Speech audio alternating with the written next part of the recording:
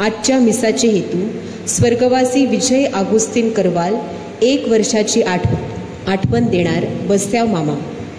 स्वर्गवासी आईच्या स्मरणार्थ देणार शैला विन्सेंट डाबरे.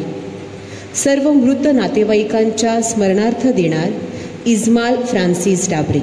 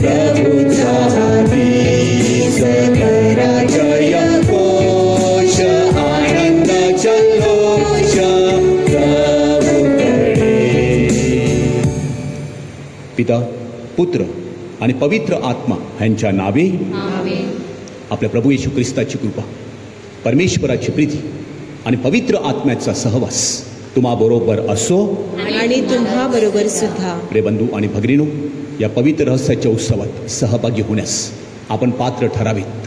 मग थोडा वेळ शांत राहूया, आपल्या पापांची आठवण करूया आणि प्रभूकडे क्षमा मागूया.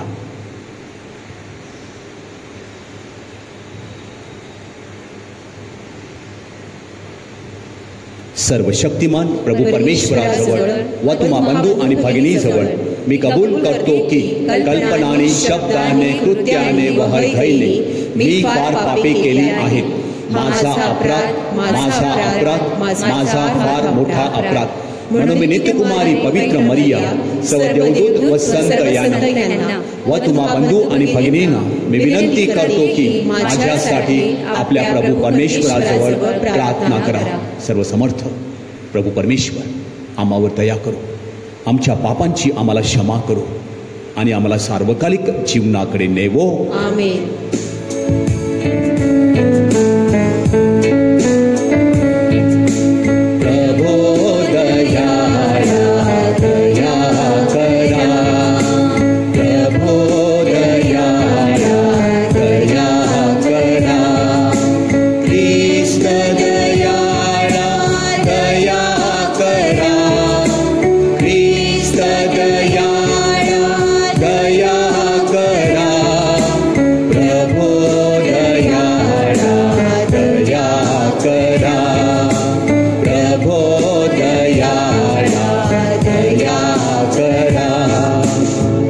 आपण प्रार्थना करूया.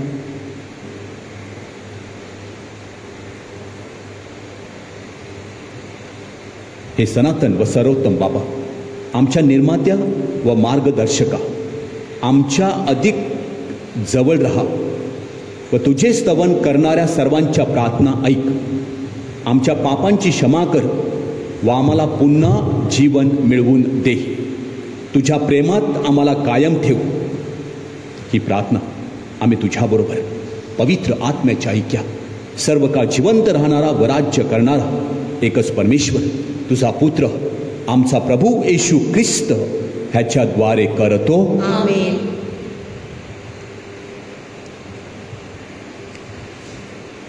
इर्मया या पुस्तकातून घेतलेले वाचन.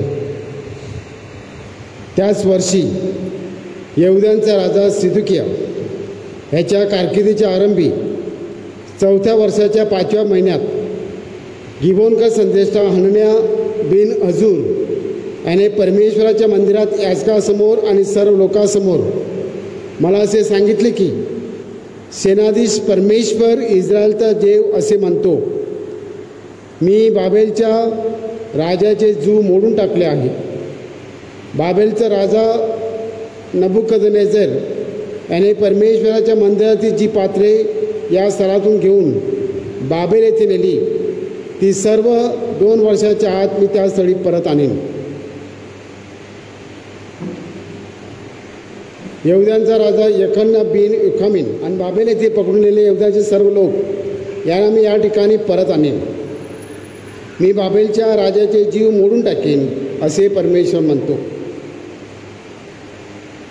तेव्हा जे याजक आणि जे सर्व लोक परमेश्वराच्या मंदिरात उभे होते त्यांच्या समक्ष इर्म्या संदेष्टा हन्या संदेष्टाला म्हणाला, आमेन, परमेश्वर असे करो.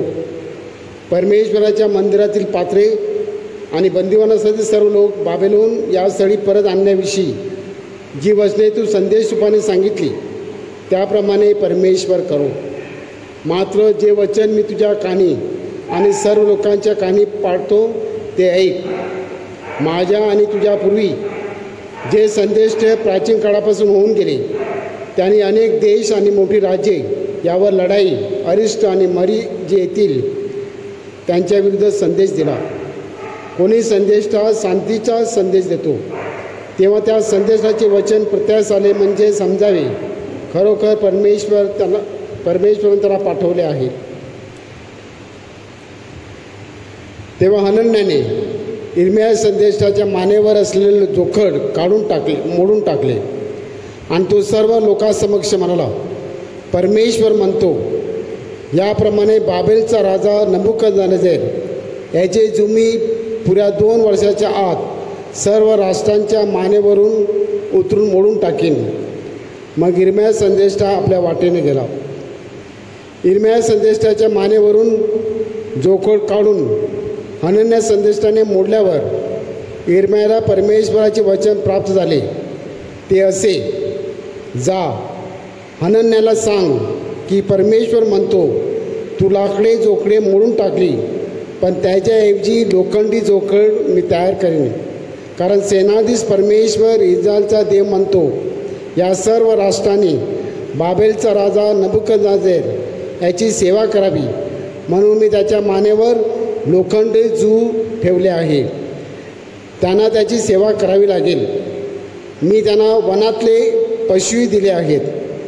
मग इर्म्या संदेष्टा हनन्या संदेष्टाला म्हणाला, हनन्या, आता हे ऐक, परमेश्वराने तुला पाठवलं नाही. तू या लोकांना लबाडीवर भरोसा ठेवायला लावलेस. याकरता परमेश्वर म्हणतो, मी तुला भूपृष्ठावरून काढून टाकीन. तू परमेश्वराविरुद्ध फितूरचे भाषण केले म्हणून यावर्षी तू खरोखर मरशील. त्याप्रमाणे त्याच वर्षी 7व्या महिन्यात हनन्या संदेष्टा मेला. हा प्रभूचा शब्द आहे. देवाचे आभार मानू. आपला प्रतिसाद, प्रभू तुझे नियम मला शिकव. प्रभू तुझे नियम मला शिकव. असत्याचा मार्ग माझ्यापासून दूर कर. कृपाळू होऊन तुझे शास्त्र मला दे. तू आपले सत्य वचन माझ्या मुखातून सर्वदा नाहीसे होऊ देऊ नकोस, कारण तुझ्या वचनावर माझा भरोसा आहे. प्रतिसाद, प्रभू तुझे नियम मला शिकव. तुझे भय जाणारे माझ्याकडे पाहोत म्हणजे त्यांना तुझे निबंध कळतील. मी लज्जित होऊ नये म्हणून माझे चित्त तुझ्या नियमाकडे एकनिष्ठपणे लागू दे. प्रतिसाद, प्रभू तुझे नियम मला शिकव. दुर्जन माझा नाश करायला टपले आहेत तरी मी तुझे निर्बंध ध्यानात धरीन. तुझ्या निर्णयापासून मी ढळलो नाही कारण तू मला शिकवले आहेस. प्रतिसाद, प्रभू तुझे नियम मला शिकव. जयघोष.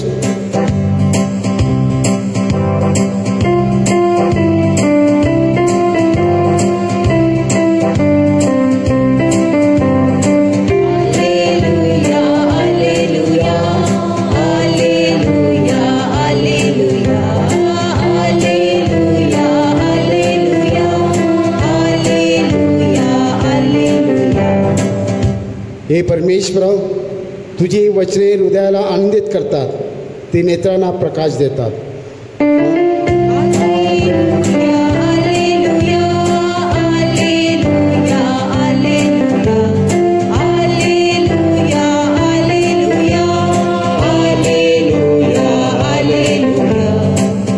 प्रभू तुम्हा बरोबर असो आणि तुम्हा बरोबर संत मत्ते लिखित शुभ वर्तमानातून घेतलेले वाचन.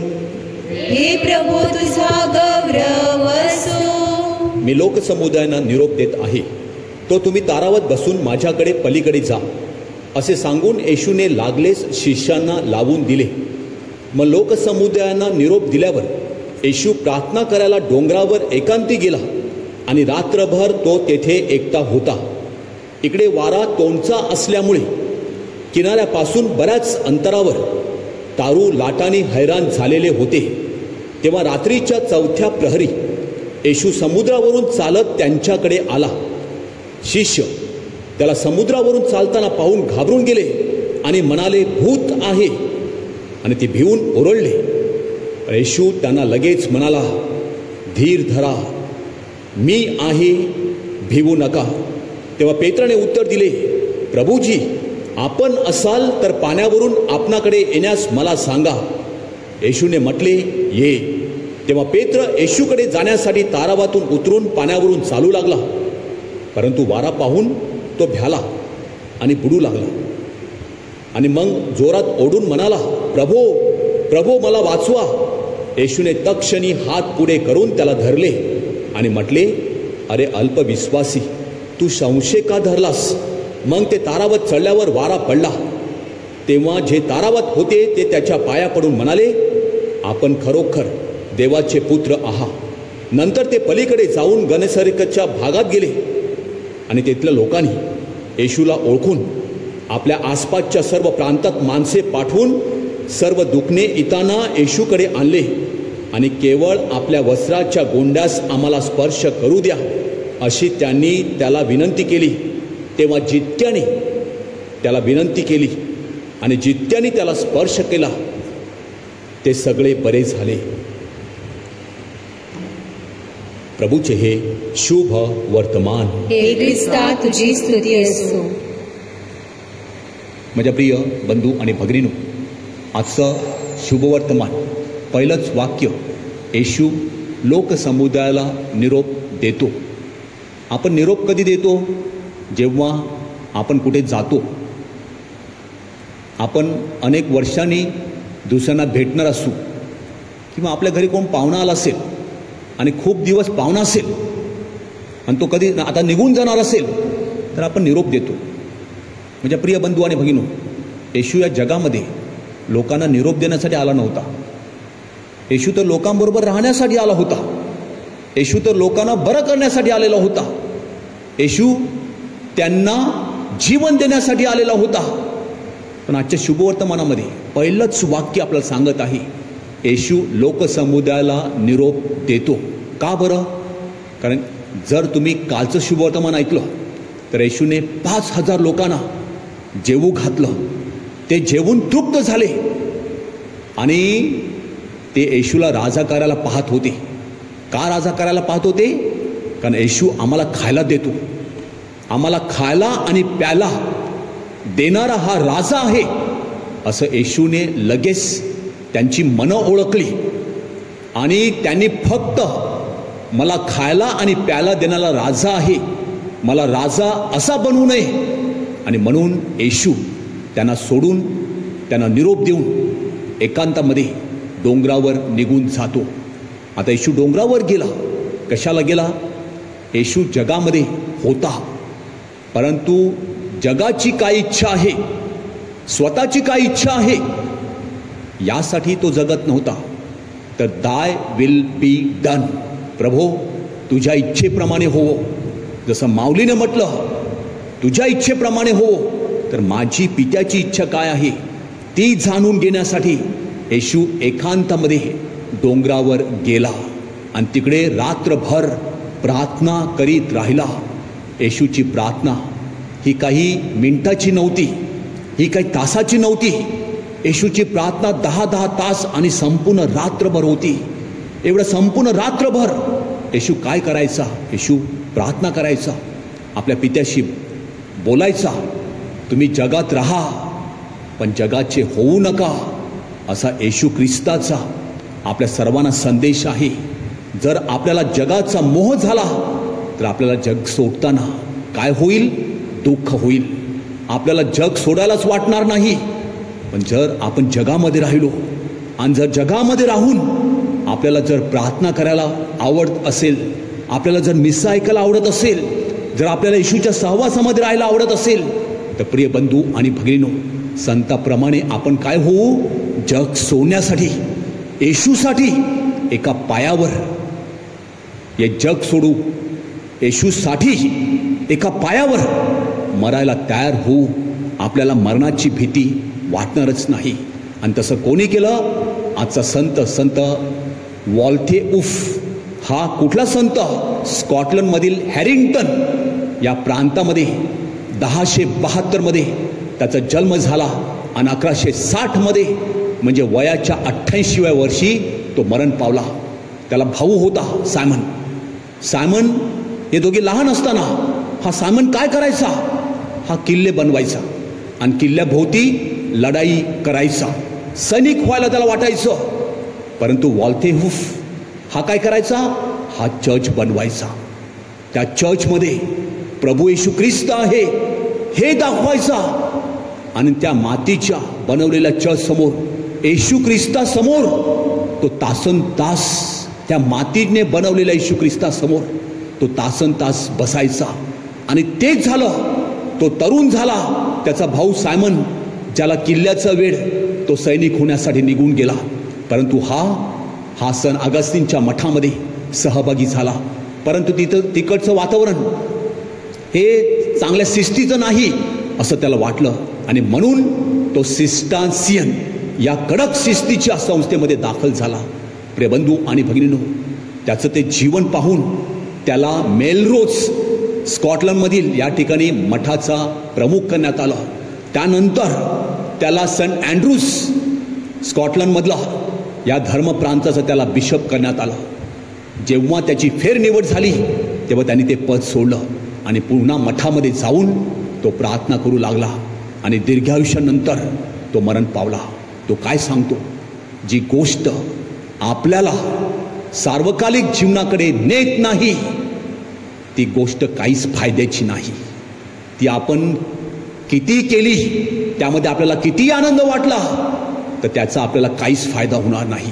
म्हणून जगामध्ये आपण राहावे, पण असं जीवन जगावं की आपल्याला प्रभूची ओढी लागली पाहिजे, प्रभूच्या सहवासामध्ये आपण राहिलो पाहिजे. त्यासाठी या मिसामध्ये आपण विशेष प्रार्थना करूया. आमेन. थोडा वेळ शांत राहूया. त्यांचे वाढदिवस आहेत, त्यांच्यासाठी प्रार्थना करूया. जे आजारी आहेत, क्वारंटाईनमध्ये आहेत, ते बरे व्हावेत. जे आपली मुलं मुली अभ्यास करता परदेशी आहेत, ज्या ठिकाणी आहेत त्या ठिकाणी सुखी असावेत. जे कामानिमित्त परदेशी आहेत ते सुखी असावेत. आपल्याला चांगला पाऊस हवा आहे. चांगल्या पावसासाठी आणि कोरोना महामारीपासून आपलं रक्षण व्हावं. आपण प्रभूकडे प्रार्थना करूया. 10वीच्या मुलांचा ऑनलाईन प्रवेश सुरू आहे. त्यांना चांगलं ॲडमिशन मिळावं, त्यांच्यासाठी, शिक्षकांसाठी आणि शालेय विद्यासाठी या मिसामध्ये विशेष प्रार्थना करूया. आमेन. अर्पण.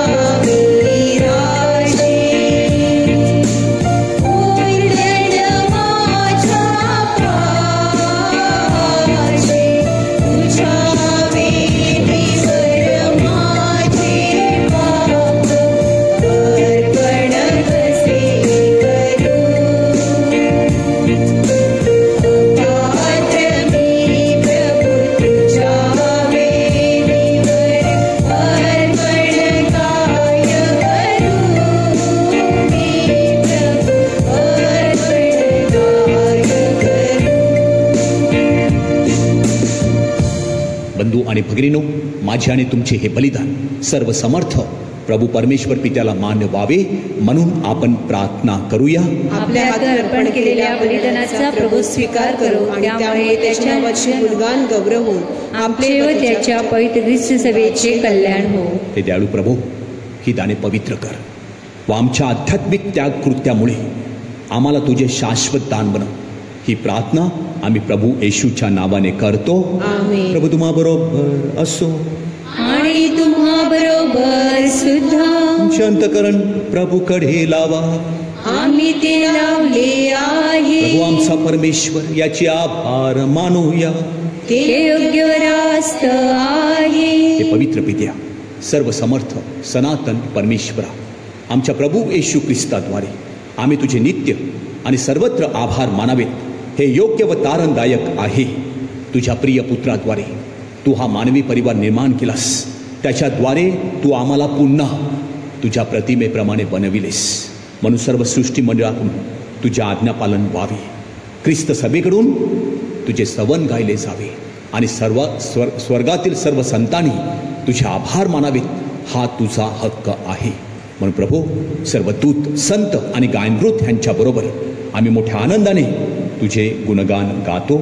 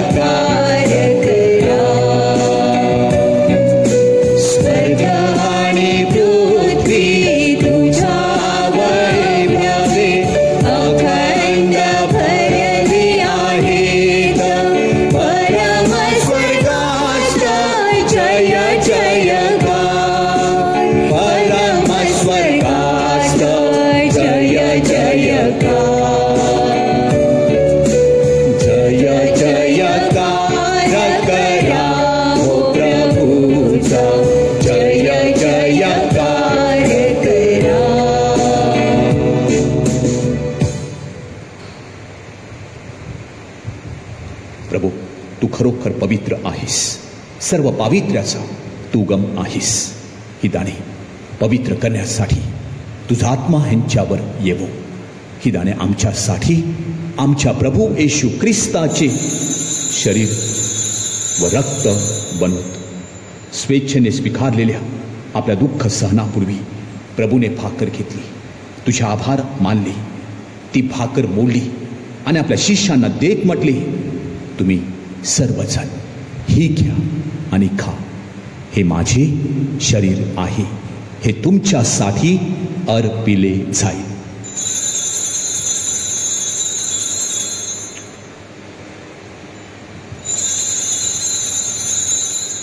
भोजन झाल्यानंतर प्रभूने प्याला घेतला, पुन्हा तुझे आभार मानले व तो प्याला आपल्या शिष्यांना देत म्हटले, तुम्ही सर्वजण हा घ्या व यामधून प्या. हा माझ्या रक्ताचा प्याला आहे, नव्या व शाश्वत कराराचे हे रक्त आहे. हे तुमच्या व साऱ्या मानवाच्या पाप क्षमेसाठी सांडण्यात येईल. हे माझ्या आठवणीसाठी करा.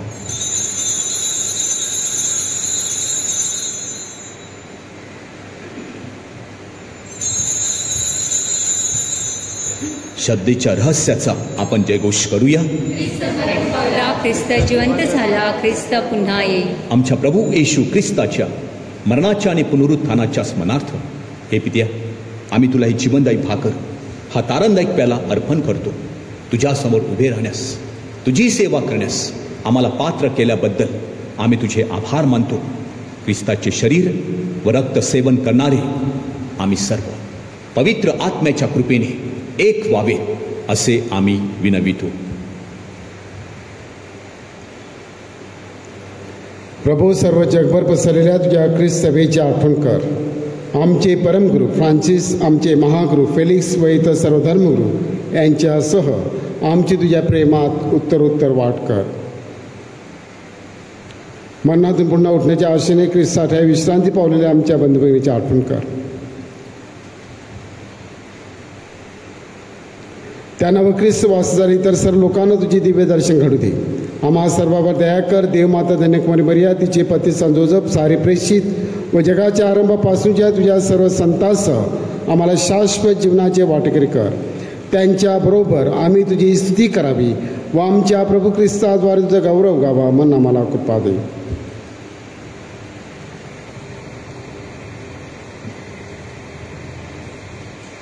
ख्रिस्ताद्वारे, ख्रिस्तासह, ख्रिस्ता ठाई, पवित्र आत्म्याच्या ऐक्यात हे सर्व समर्थ पित्या, तुझा सन्मान व गौरव सदा सर्वदा हो हो. आमेन. येशूच्या शब्दात परमेश्वराकडे आत्मविश्वासाने प्रार्थना करूया. आमच्या स्वर्गीय बापा, तुझे नाव पवित्र मानले जाओ, तुझे राज्य येवो, जसे स्वर्गात तसे पृथ्वीवरही तुझ्या इच्छेप्रमाणे हो. आमची दररोजची भाकर आज आम्हाला दे, आणि जसे आम्ही आमच्या अपराध करणाऱ्यांना क्षमा करतो, तसेच तू आमच्या अपराधांची क्षमा कर, आणि आम्हाला मोहात पडू देऊ नकोस, पण वाईटापासून आम्हाला सोडव. हे प्रभू, सर्व वाईटापासून आमचे संरक्षण कर. या जीवनात आम्हाला शांती दे. आमच्या तारणाऱ्या प्रभू येशू ख्रिस्ताच्या पुन्हा येण्याची व शाश्वत जीवनाची आशेने वाट पाहत असता आम्ही सर्वजण तुझ्या दयेच्या साह्याने पापापासून दूर राहावे व सर्व संकटांपासून सुरक्षित असावे. कारण राज्य, अधिकार व गौरव सदा सर्वदा तुझाच आहे. हे प्रभू येशू ख्रिस्ता, तू आपल्या प्रेषितास म्हणालास, मी तुम्हासाठी शांती राखून ठेवितो, मी माझी शांती तुम्हास देतो. म्हणून प्रभू, आमच्या पापाकडे पाहू नकोस, तर तुझ्या सर्व लोकांच्या श्रद्धेकडे पहा आणि आम्हाला तुझ्या स्वर्गीय राज्यातील शांती व ऐक्य देण्याची कृपा कर. तू नित्यजीवी असून सदा सर्वदा राज्य करतोस. आमेन. प्रभूची शांती तुम्हा बरोबर सदा असो, आणि तुम्हा बरोबर सुद्धा. आपल्या प्रभूची शांती आपण एकमेकास देऊया.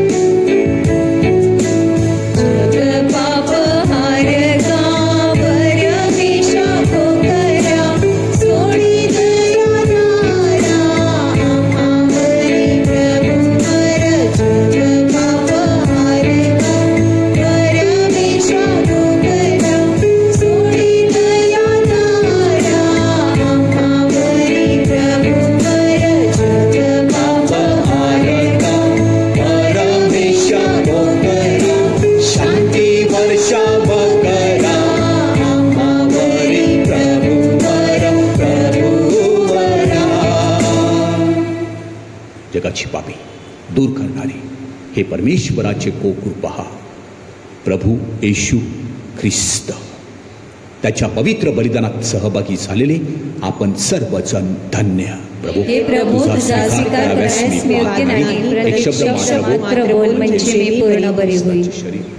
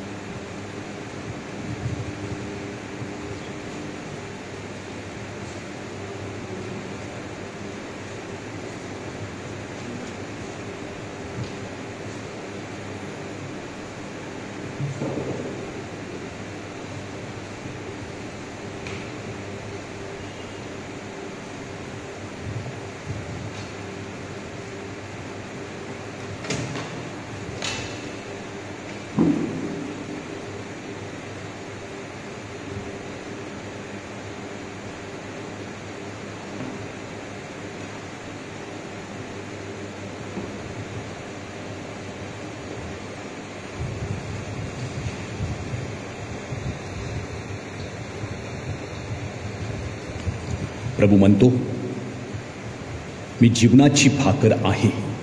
जो मनुष्य माझ्याकडे येतो तो कधीच भुकेला परतणार नाही व जो माझ्यावर श्रद्धा ठेवतो त्याला कधीही तहान लागणार नाही.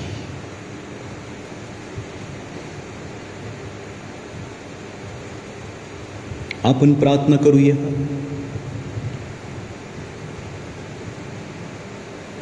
हे प्रभू, या पवित्र ख्रिस्त प्रसादाच्या दानाने तू आम्हाला नवजीवनाचे सामर्थ्य देतोस. तुझ्या प्रेमामुळे आमचे रक्षण कर व सार्वकालिक मुक्तीसाठी आम्हाला सिद्ध कर. ही प्रार्थना आम्ही आमच्या प्रभू ख्रिस्ताद्वारे करतो.